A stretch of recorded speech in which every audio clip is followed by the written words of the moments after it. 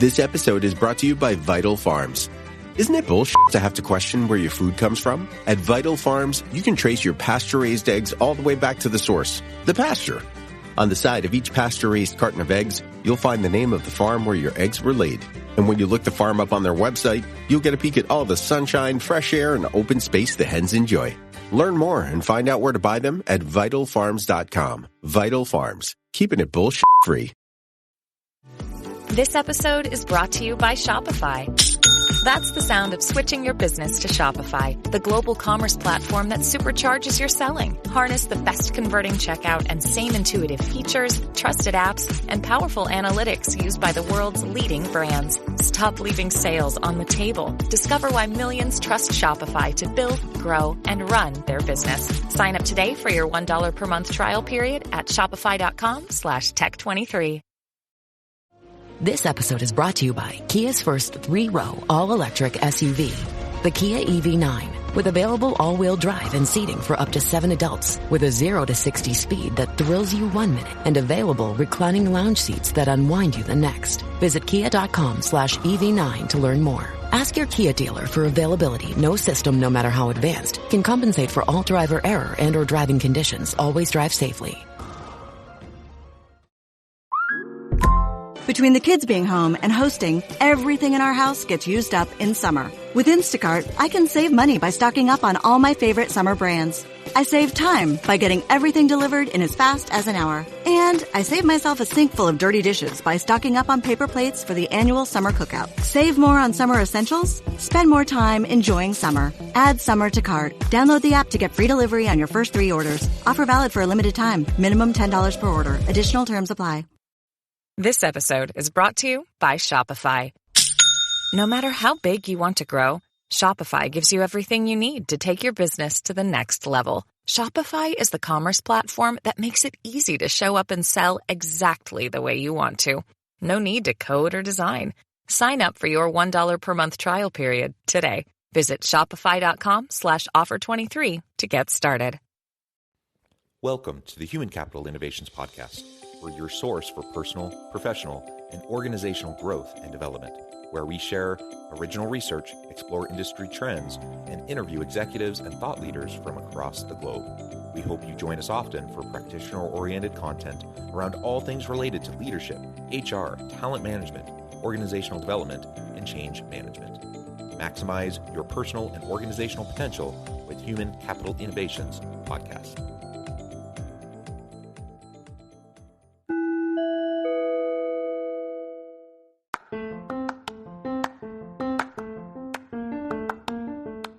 If you enjoy the Human Capital Innovations Podcast, enjoy ad-free listening by going to the Patreon page, and please consider contributing even at the producer or sponsorship level. And please leave a review. Thank you for your support.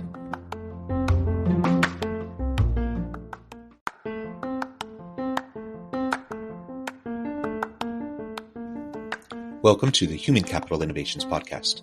In this HCI podcast episode, I talk with Guillaume Wiatr about considerations for the future of business, society, and the planet.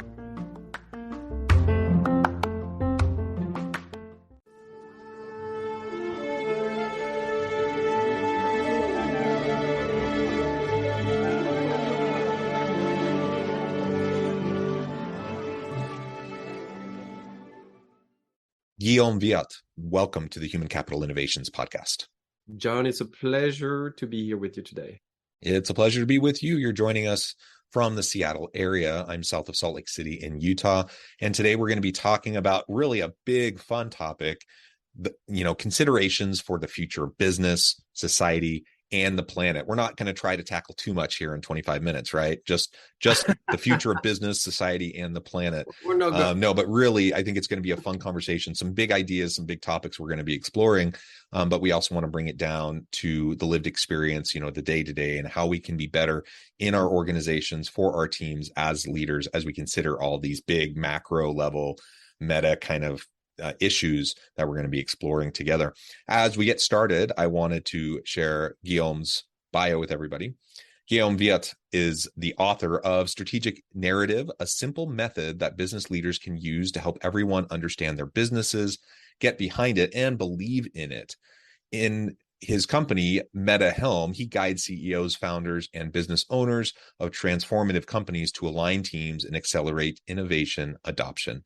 A wonderful, wonderful background that you have. I appreciate you taking the time to share your expertise and your experiences with me and my audience, and to talk a little bit about your book and to explore this really important topic. Anything else you would like to share with the audience by way of your background, personal context, before we dive on in further? Yeah, I think what brings us together for this conversation, John, today is the innovation piece, I think, of your podcast. It's really a topic that I've been fortunately exposed to since I was a kid. I come from a family of entrepreneurs, and innovation was always top of mind, always in our conversation, and always something I've worked on with all my heart and soul. And I think that more than before, we need innovations that are meaningful to people, that are meaningful to communities and to the world. So the work that I do, I want people to understand, is really, really focused on future stuff. I work with inventors, big thinkers, people who want to eradicate diseases, really big, hairy goals. And so I want people to keep that in mind. I also work with commodity businesses too, but my background is more about that. Yeah, that's fantastic. And yeah, future stuff. I like how you put that. You're a futurist, innovation, and of course, we don't have a crystal ball. We don't know what's necessarily coming down the pipeline, but we have some signals and we know trends, and we can look and kind of project out. And we never know exactly what the next disruption is going to be, but we can try to prepare the best we can by just keeping a futures thinking mindset around how we approach things. And so I think that's a fantastic background, and innovation is keenly important right now as we move into the future of work. Let's start by just briefly talking a little bit about your book, Strategic Narrative.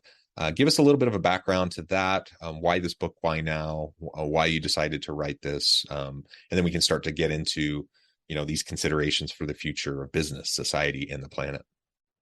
Well, this book is, first of all, it's a short book, and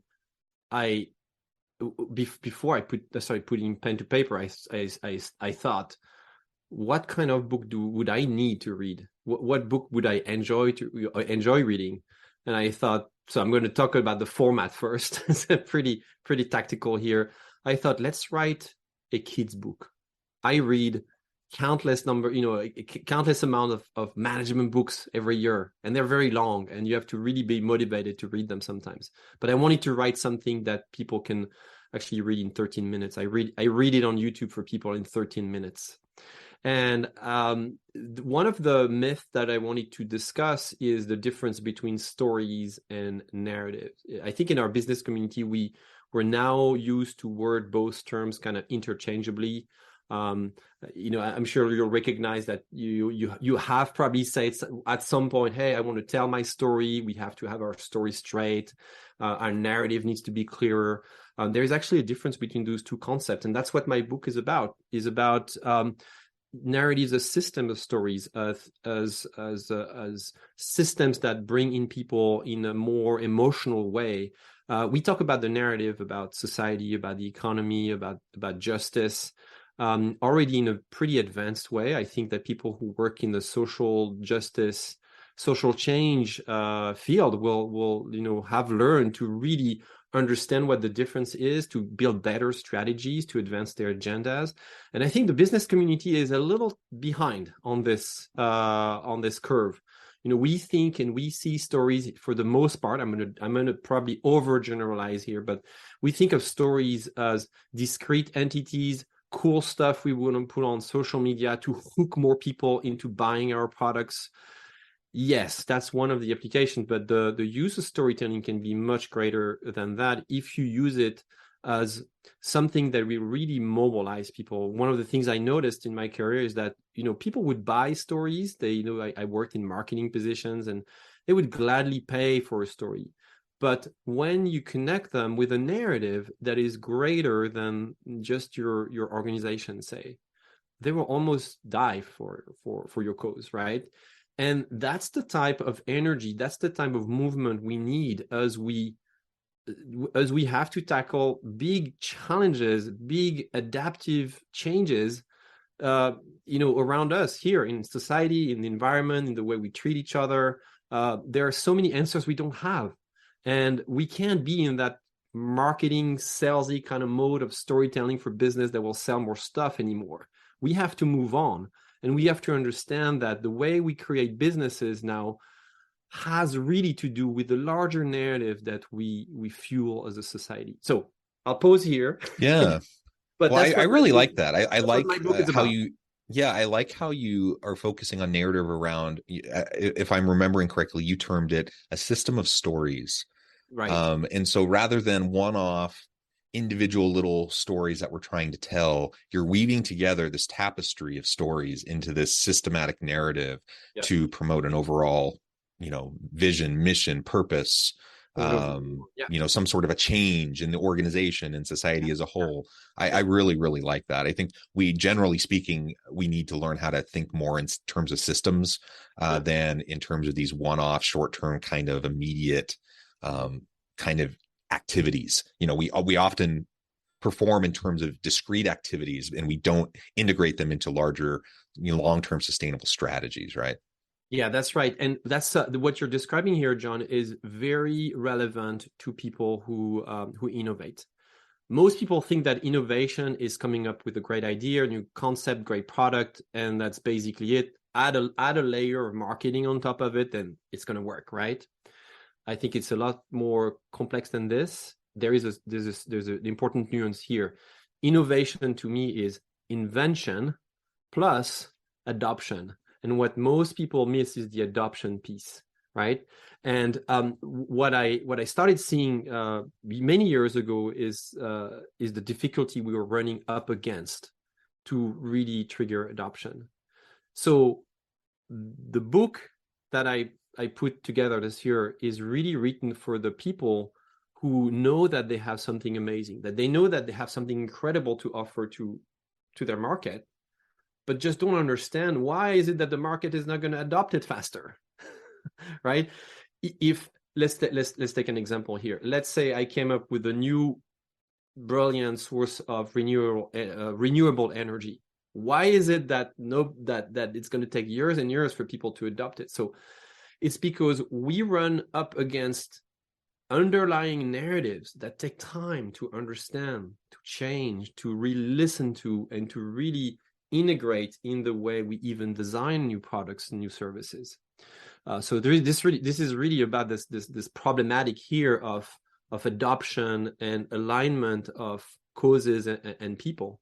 And so I publish on a frequent basis, 2 to 3 times a week on my newsletter. And last night I wrote a short piece about the fact that it's like sailing. When you sail, if you race with a boat, you can have the best boat, the best team, but really what will probably make you win is your understanding of the underlying conditions, the current. I'm a sailor, and I used to sail here in the Seattle area. And in the Seattle area on the Puget Sound, if you don't know the current, you can have the best boat. You're never going to win. And so in innovation, the game is very similar.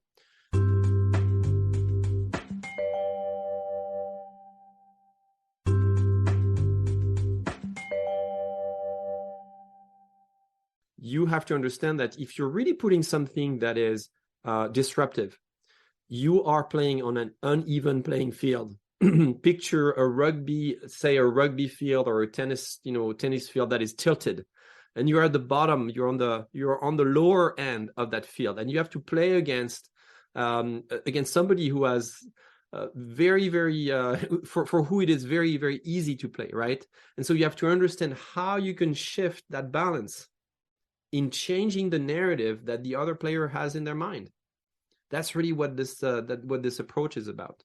So the following question is, how do we do this? Because these are the grand concepts, the philosophy, but how do we do this? And I laid out, I'm proposing a framework with 4 different pieces that go beyond just simple marketing. It actually integrates leadership as well. I feel like really to change narrative, you have to have visionary leadership as a practice in place.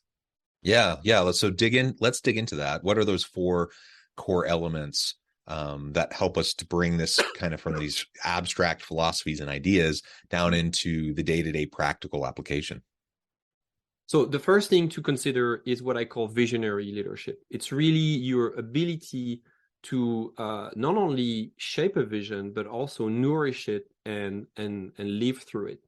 Great leaders that build narrative power start with a vision that they can shape, that they can really fuel over and over.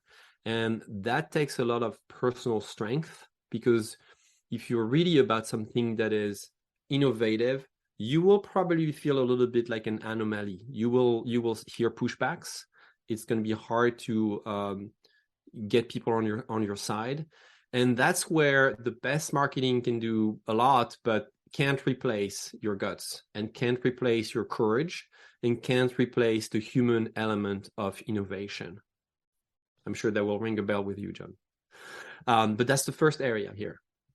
Yeah, that's fantastic. Absolutely agree.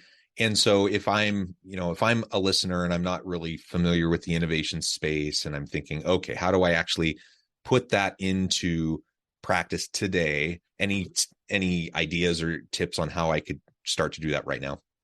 Vision comes from the inside. You have to start journaling and documenting your journey. Most people, most inventors, once they've released their first minimally viable product, forgot about why they even started with this in the first place, or they have a way to say it that is not very compelling, that is a little bit fuzzy, because they're so focused on the future that they don't have a chance to look at the past. So document your journey. Where does this vision come from? What are the defining moments that you went through, and why did it matter to you? Therefore, why does it matter to people? You can have the greatest vision that makes you excited, but if it doesn't make anyone else excited, then it's worthless. So it's really a work of introspection, of journaling, of really exploring your interior world. I'll leave it at that for now. Yeah, and that's something we talk about a lot on this podcast for a lot of different topics. Introspection, journaling, critical self-analysis. Like, that is hugely important to just personal growth, leadership development, our capacity to better understand ourselves and others around us, so we can have more influence and so that we can empower those around us on our teams, etc. But it definitely applies to innovation. Let's document the process. Let's journal. Let's go through that introspective process and to build a habit of it. And the great innovators, like you said, people who are able to, have a good idea, but also, go towards implementation and adoption of that idea. Those great innovators, those are ones that are continually pushing themselves, challenging themselves, and having some sort of mechanism to go through that introspective process. I love the word mechanism. I see visionary leadership not as a trait, not as an attribute of someone, but as a process and a practice. Therefore, you can learn it, you can apply it, and you can get better at it. Yeah, awesome. All right. Second 2 through 4. 2 through 4 is meaningful marketing. And people tell me, well, I'm not a marketer. What do you mean marketing? Like, what is that? They look at me like, yes, you are a marketer. Depending on which definition you have of marketing. To me, marketing is the art of helping your business find its calling. So again, there is the idea of a process here, of a journey. What is marketing? It's bringing an idea to a market, a group of people, whether it's a community, an industry, and so on, and really tying to where is it that these people are ready to go? Where do you want to take them? And that's way beyond your company. I see so many entrepreneurs focus on marketing as this really narrow-minded activity of just pushing stuff about their product and services all the time. That's not marketing. That's spam. Marketing is really about aligning the purpose of your company with the purpose of your market. So first of all, you have to take the time to understand what is it that the market is interested in doing, right? What is it that the market is ready to accept? So narrative powers will develop when your company's purpose is also aligned to your market's purpose. So very practically speaking, what does it look like? If you don't spend a little bit of time every day personally, even if you're the CEO of a large corporation, even if you think, I got people doing this for me. No, you need to do it yourself. You need to be at least leading the process to really understand what the market is about and where is it that you want to have impact. I see more and more also one other characteristic of this practice is the transparency piece. In the future, we're going to have to be way more transparent about the product that we put together, the way we develop them. And the latest example of that, it was this week, I think earlier this week, the French ski manufacturer, Rossignol, it's pretty well-known brand here in the US, came up this year with the very first recyclable skis. So first of all, I learned that skis were not recyclable before, but they came up with a brilliant idea to make a recyclable ski. And now they're saying, well, we just released the composition of that ski. We're giving you all the specs for free. It's not patented. And please, competitors, feel free to copy us because we want society, we want everyone to focus on building a circular economy. So that is leadership right there in marketing. So that is meaningful. That's my definition of meaningful marketing right there with an example. So do that. Tesla did it. I love that. And, people are thinking, well, why in the world would you give up your competitive advantage by sharing that information?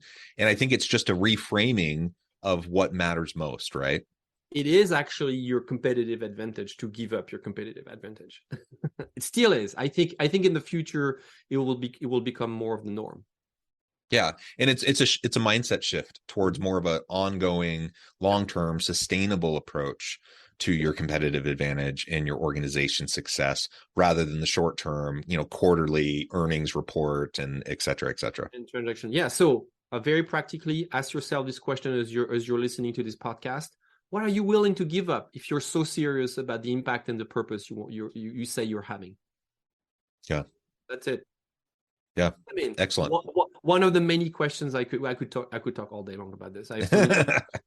But that's one of the key ones.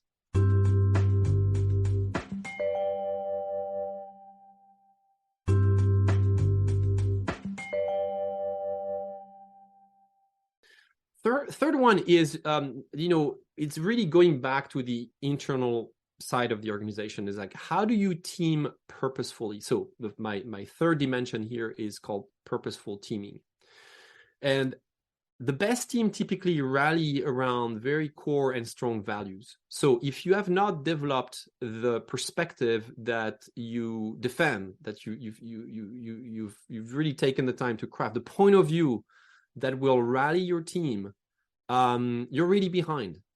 Purposeful teaming starts by really infusing that idea of, let's build a team as a movement. Like, if people really understand what is it that we're doing here beyond just transactional day-to-day, cramming our schedules with meaningless meaning kind of stuff, you've got much more narrative power. What's going to happen is that you're going to have people really banging at your door to work with you. And one of the questions I ask when I work with some of the entrepreneurs I work with is, do you have a pipeline of diehard fans that send you their resume, even though they don't seem qualified, but they really, really want to work with you because they feel like their values are so aligned?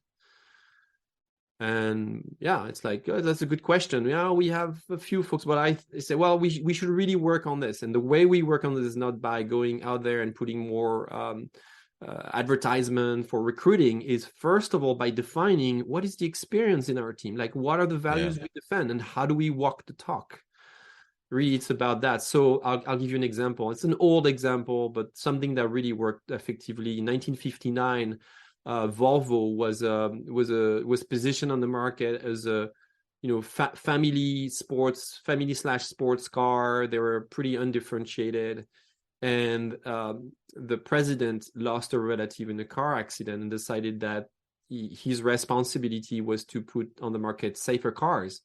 So he reshaped. So first of all, he recruited an expert in Hans Bolling. He was working at Saab at the time, manufacturing safety mechanisms for aircraft. And he recruited him or poached him. I don't know the details, and then reshaped the entire team around core values on engineering. And they are diehard engineers, ready to weather the pushbacks of the market and the time that it takes to adopt the 3-point seatbelt invention, and really, really build a very strong team of engineers. And today, I mean, the lasting effect of the decisions are still here. 60 years later, Volvo is still known for this reputation of safety. So these are some of the examples. So start today. What is the purpose that you're instilling in your team? And if you feel like some people don't align with that purpose, well, you've got to make maybe, they've got to move on, or you have to move on, but you have to make some tough decisions here. Yeah. Excellent.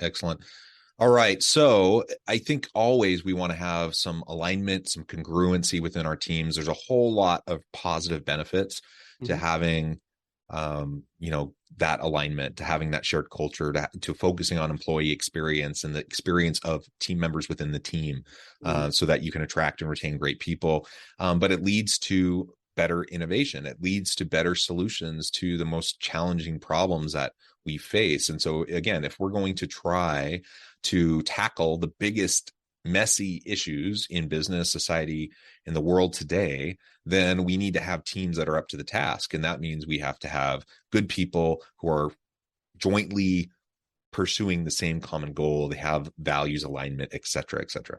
Mm-hmm.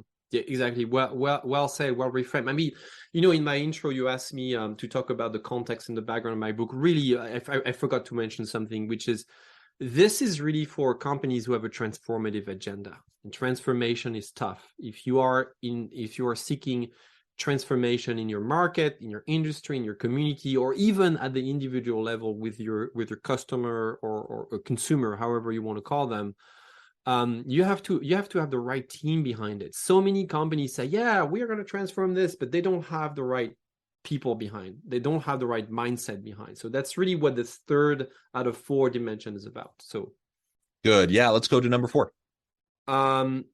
So number 4 is like, okay, all of that. So I'll mimic a conversation that I have sometime with people. They go, "Hey, Guillaume, very good. I love it. Yes, inspiring, but hey, we sell products here." I'm like, yes, that's my 4th one. Authentic selling. Authentic selling is the key here.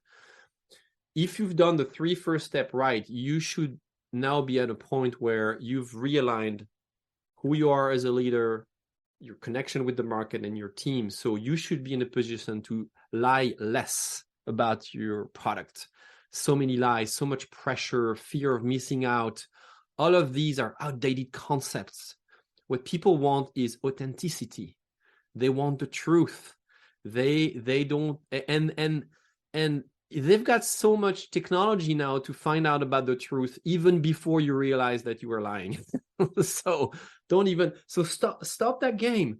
Be in the mode of authentically selling what people want, what people buy. And that's easy to do once you've explained to them why the innovation that you have is useful to them, why it's meaningful, why is it that they need it today, right?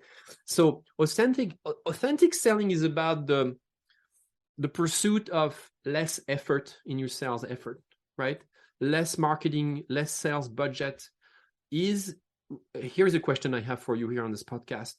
Would your product be really missed if you stop selling it? How reliant are you on big sales and marketing budgets to actually have your company operate? So what if you didn't have a marketing or sales budget anymore? Would you go bankrupt? Okay, maybe in some context where regulations are such that you can't do anything else, fine.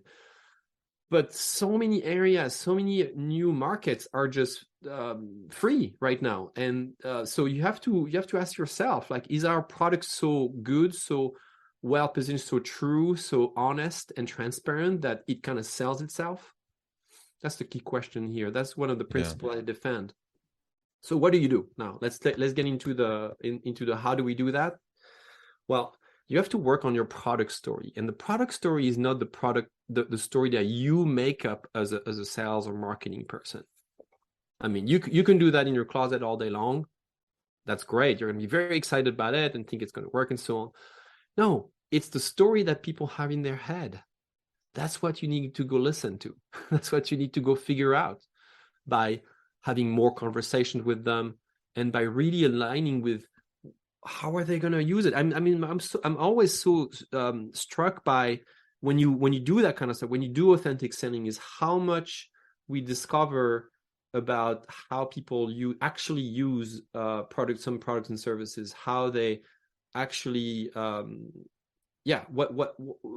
do they reframe the usage, the value of some of the product and services that we put out there in the market. So if you don't know what you're running up against, look at this area, right? How do you sell your products today? How much effort do you have to put into this? Yeah. Does this wonderful. It makes perfect sense. And this has just been a really great, quick and dirty crash course into this. We could go on and on and on. I also note the time, and I'm going to have to let you go here in just a minute. So I really appreciate you laying this out for us. And of course, you have a great book that can help people as they want to further pursue this. And before we wrap things up for today, I just wanted to give you a chance to share with the audience to let them know how they can connect with you, find out more about your work, if they want to continue the conversation, and then give us a final word on the topic for today. Yeah.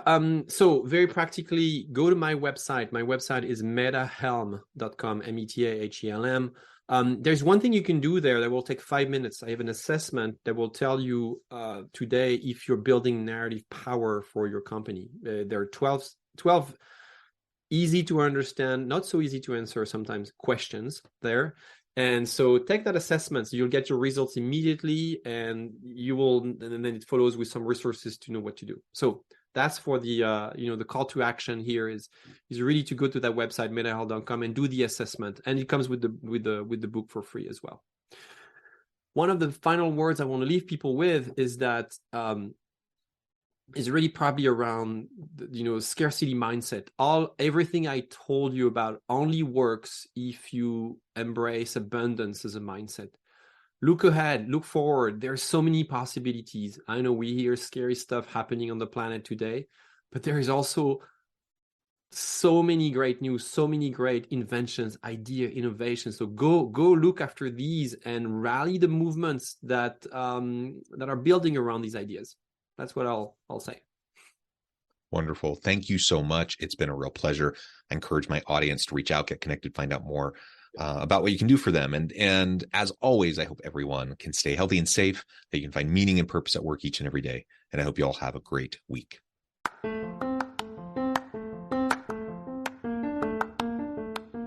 you enjoy the Human Capital Innovations podcast? Enjoy ad-free listening by going to the Patreon page. And please consider contributing even at the producer or sponsorship level. And please leave a review. Thank you for your support.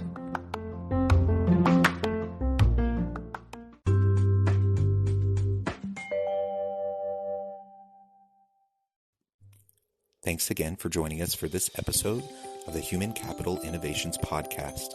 I hope you stay healthy and safe and that you have a great week.